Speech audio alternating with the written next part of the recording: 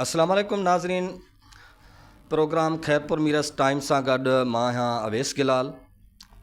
असांजी हमेशह इहा कोशिशि रही आहे त खैरपुर मीरस जे उन्हनि शख़्सियतुनि सां तव्हांजी मुलाक़ात करायूं जेकी हिन मुआशिरे में हिकु मुसबित किरदारु अदा कनि था। उन्हनि किरदारनि मां अॼु असां सां हिकु बहितरीनु शख़्सियत, सोशल वर्कर, समाजी अॻुवाण राबेल गुल फलपोटो मौजूदु आहे। संदसि जी सोशल एक्टिविटी तमामु बहितरीनु आहे ऐं हमेशह मज़लूम माण्हुनि जो आवाज़ु ऐं JWC खैरपुर जी जेका आहे ज़िले जी सदर बि आहे, तमामु घणो मज़लूमनि सां ऐं बेपच माण्हुनि जो आवाज़ु बणियलु आहे। असां हुन सां संदसि जी ज़िंदगी जे बारे में मालूम कंदासीं ऐं अदी खां असां पुछंदासीं हुन जे जेका सोशल एक्टिविटी आहे ऐं हूअ JWC में कीअं आई ऐं हीउ कमु हुनखे कीअं पियो लॻे। सभ खां पहिरियां अदी तव्हांखे असां भलीकार कयूं था हिन प्रोग्राम में। अदी तव्हां असांजे नाज़रीन खे सभ खां पहिरियां तारीफ़ करायो। अस्सलाम वालेकुम नाज़रीन, ऐं JWC सां वाबस्ता ज़िला खैरपुर जी सदर आहियां, राबेल गुल फलपोटो, ऐं मुंहिंजी हिते खैरपुर शहर में रहाइश आहे ऐं हितां ई बिलोंग कयां थी पई ऐं पंहिंजे ज़िले खे कवर कंदी आहियां। अदी तव्हां असांखे इहो ॿुधायो त हिन JWC खां पहिरियां तव्हां छा कंदा हुआ?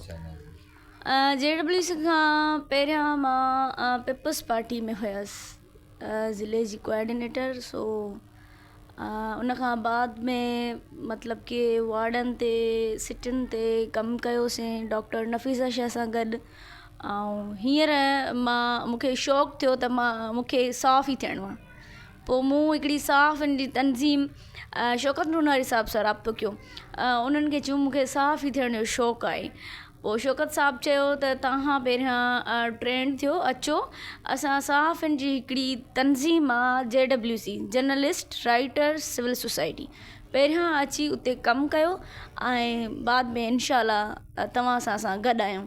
सो हाणे तव्हां ॾिसो था असांजूं एक्टिविटीज़ अल्हम्दुलिल्लाह मां पंहिंजे ज़िले खां बि ॿियनि ज़िलनि में बि कमु कयां थी, पर बल्कि पूरी सिंध अंदरि कमु कंदी आहियां।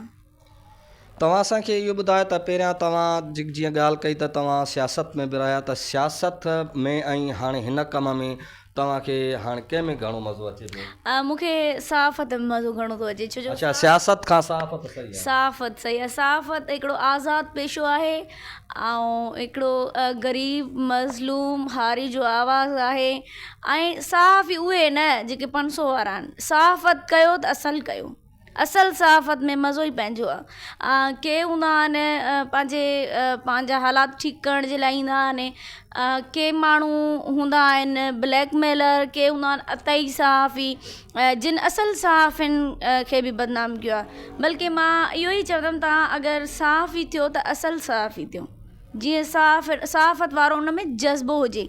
जीअं हींअर मां पंहिंजी तारीफ़ पाण कोन कंदसि, तव्हांजे अॻियां आहे शौकत नूनारी साहब, न ब्लैकमेलर, न पैसे वारो साफ़ी, न अताई साफ़ी। अल्हम्दुलिल्लाह उनजो पंहिंजो नालो आहे ऐं हिकिड़े वॾे चैनल जो डिवीज़न ते हिन टाइम हो ब्यूरो चीफ आहे ऐं तमामु सुठो कमु थो करे ऐं हिन तनज़ीम JWC जो बि अॻुवाण आहे, मरकज़ी सदर आहे। ऐं उनखे ॾिसी करे उनजे नक्शे क़दम खे ॾिसी करे ऐं मूंखे बि शौक़ु थियो त मां छो न एॾो वॾो साफ़ ई थियां ऐं मूं में टैलेंट बि आहे, मूं में उहे ख़ासियतूं बि आहिनि त मां हक़ सच जो आवाज़ु बणिजंदी आहियां। पर हिते ॾिठो वञे त घटि आहे, हिते जेको असांजे मुआशिरे मां नी असल साफ़त घटि आहे। के माण्हू आहिनि ऐं उन्हनि जा नाला कोन खणंदसि, जो कुझु ॿाहिरि रहिजी वेंदा, वरी उहे चवंदा आदि असां तव्हांखे ईअं था लॻूं। इन जे करे सभु साफ़ी असांजे लाइ क़ाबिल एतिराम आहिनि, पर उन्हनि मां कुझु साफ़ी ब्लैकमेलर बि आहिनि। तव्हां असांखे इहो ॿुधायो त तव्हां हीअ JWC जॉइन कई आहे ऐं काफ़ी सारा मज़लूम माण्हू हिते अचनि था। तव्हां केतिरनि माण्हुनि जा मसइला जेके आहिनि तव्हांजे केयर ऑफ हल थी? अल्हम्दुलिल्लाह हिन JWC में अचण खे मूंखे 6 मंथ थी चुका हूंदा। ऐं अलहमदिल्ला इलाही आहिनि सारनि लेडीज़ जो, पर बल्कि मर्दनि जो बि मेल जो बि मां कमु कंदी आहियां। इलाही मूं सारा मर्द बि ईंदा आहिनि, लेडीज़ बि ईंदियूं आहिनि। खोड़ सारा उन्हनि जा मसइला हूंदा आहिनि, कंहिंजा घरूली हूंदा आहिनि, कंहिंजा ज़मीनी हूंदा आहिनि, को कंहिंजे ब्लैकमेलिंग में शिकार हूंदो आहे, जीअं औरतुनि ते थींदड़ ज़ुल्म हूंदा आहिनि या हिसनि जा हूंदा आहिनि मसइला।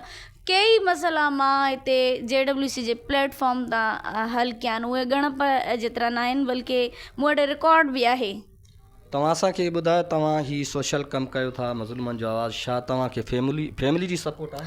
हा अलहमदिल्ला, मुंहिंजे हस्बैंड मूंखे उहो बि सपोर्ट कंदो आहे। ऐं मूंखे बचपन खां इहो शौक़ु हो, मतिलबु कि मां नंढड़ी हूंदी हुअसि ऐं इहो चाहींदी हुअसि त मतिलबु मां सोशल वर्कर थियां ऐं ग़रीबनि जो आवाज़ बणिजां या कंहिंजी मां मदद करे सघां।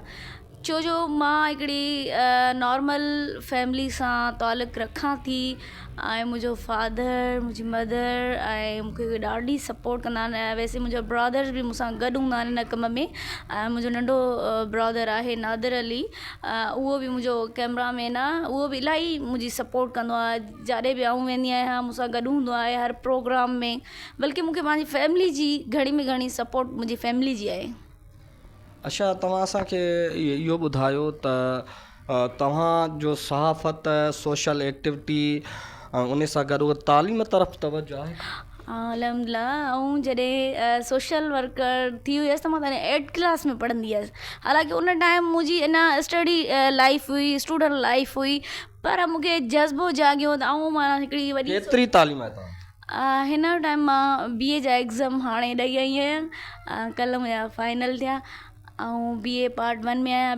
BA पार्ट 1 जा हाणे एग्ज़ाम ॾिना आहिनि, BA पार्ट 2 में आई आहियां। ज़िंदगी रही त वरी कंहिं ॿिए महिमान सां गॾु हाज़िर थींदासीं। तेसीं ताईं पंहिंजे मेज़बान अवेस गिलाल खे ॾींदा इजाज़त। साथ सलामत, अल्लाह हाफ़िज़। ॾिसंदा रहो KTV न्यूज़।